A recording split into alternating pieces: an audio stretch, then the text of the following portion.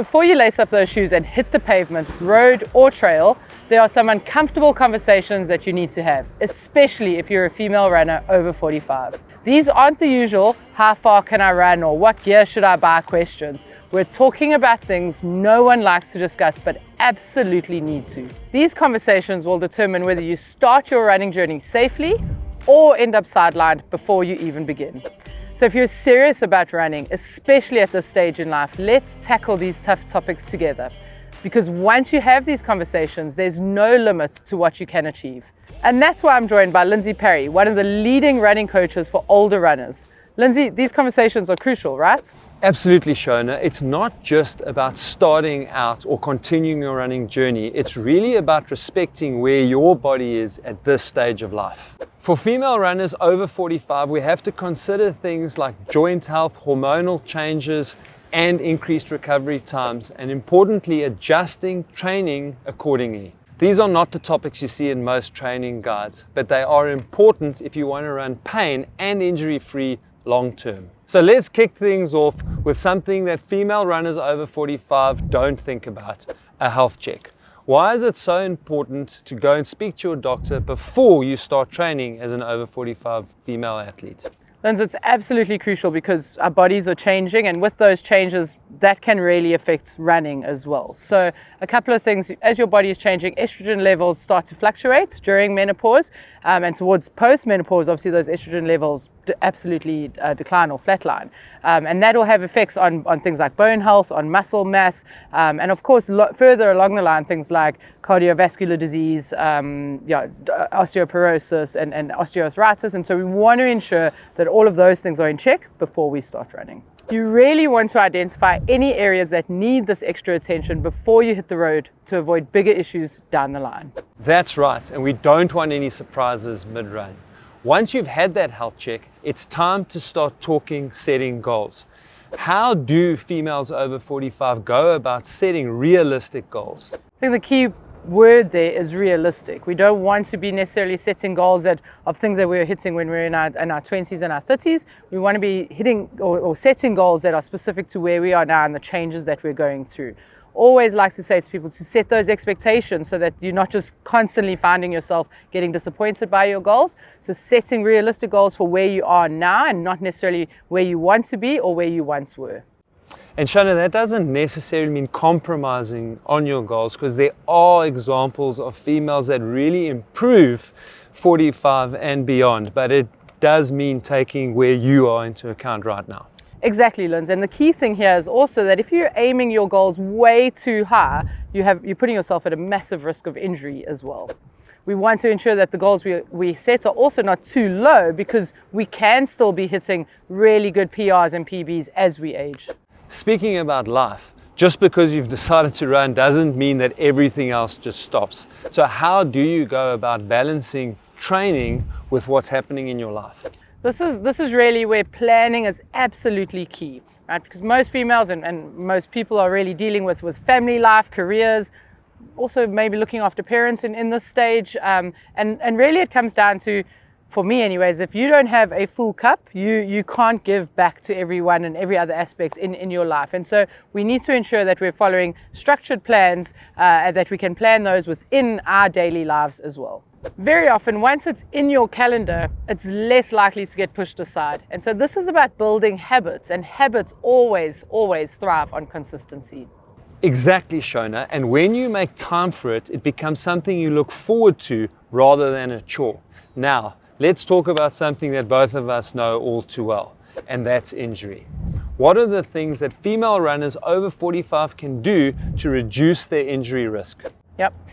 Injury prevention is really about working with your body, Lindsey, and not against it, especially in this phase of life. And because we're going through so many changes, there's changes to muscle mass, there's changes to bone health, and that is obviously going to then put you at a higher risk of sustaining these injuries through running. And so I always tell my runners to think of their bodies like a well-loved pair of shoes. You can't wear them every day without eventually causing some wear and tear. And so strengthening your key muscles, like your glutes, like your hips, like your core, really helps protect those joints and helps maintain good posture during your runs. Ensuring that you do warm-ups, cool-downs, and extra mobility work will also play a massive role in improving your range of motion, all while keeping you stable, and that has been shown to help reduce the risk of injuries. That's also true. Shona, you always emphasize strength training. Why is strength training so important for female runners over 45, and what should they be doing? Linz, it's so key, and I've mentioned this loss of lean muscle mass over time, and the way that we combat that is with strength training. And so we're losing lean muscle mass quite linearly through our 30s, and as we start getting into our 40s and closer to our 50s, that becomes quite exponential. And so in order to stop that loss of lean muscle mass, we have this amazing tool in strength training to help combat that. So not only can we help reduce that loss, but we can actually really reverse it. And for running, this becomes absolutely key as well. This is how we start getting back to those PBs and PRs, and that is really, really important also from a health perspective. And here's the bonus. Strength training also increases your metabolism, which helps with body composition and overall energy levels. And on that note, I will actually add a link to my free strength training plan specifically for female runners over 45 below. That's a great point, Shona. And it's not just about training more, it's about training smarter. And that means recovery. And this I've definitely picked up with my athletes over 45. Shona, have you got any advice? Yeah, exactly, Lindsey. And I think because we are constantly slowing down, we feel that we need to work harder and harder and harder, when in actual fact, recovery is so critical because we only get the benefit of all the training that we're doing when we are recovering, not when we are actually doing the different exercises. So there's a couple of aspects here. One, we want to ensure that we are having rest within our weekly plan, within our monthly plans as well. So we're scheduling specific rest periods, but really, really important is sleep and nutrition. To ensure that sleep and nutrition is the base of your pyramid, and the other things, so complementary aspects like massage or foam rolling, those are the things that we're doing at the top of the pyramid. But the 98% portion of your recovery is really sleep and nutrition. And as you said, Shona, without recovery, we're not going to get any progress. Now, one of the aspects that in particular females over 45 tend to neglect when it comes to recovery is fueling. And you cannot do the exercise if you don't fuel correctly.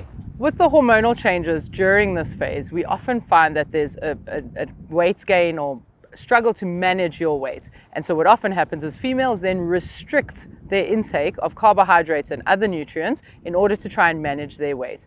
What happens then is that you're then affecting your running really negatively, aside from just your health. So we want to ensure that we are fueling our specific training sessions. So making sure that you have some sort of carbohydrate before your runs. If your runs are longer than an hour, we really want to ensure we're taking in some form of carbohydrate during our runs, and then after our training, whether it's strength or running, ensuring that we have some form of post-training nutrition. So if it's a strength session, you want to be having a carb and a protein aspect. If it's just running, we want to be replenishing those glycogen stores from our runs with some form of carbohydrates. And as we get older, our thirst response diminishes. So we really want to ensure that we're staying on top of that water intake during daily life and our training runs. Such a crucial point there, Shona. Ultimately, nutrition can make or break this journey for you. These conversations are tough, but they're absolutely critical if you're going to build an injury-free future. Shona, is there anything else we've left out? Really just that, Linz, that another conversation at play here revolves around the fact that nearly 2/3 of women over the age of 45 experience weight gain during menopause. The question is, does menopause cause the weight gain? Why do so many women develop a menopausal middle, even if they eat well and exercise? Is it just hormonal fluctuations that affect weight gain, or is it something more? If you watch the video on screen now, Lindsey and I dive into the real reasons behind this menopausal weight gain, and more importantly, particular strategies that you can use to combat this. Trust me, there are some surprising factors at play that you need to know about.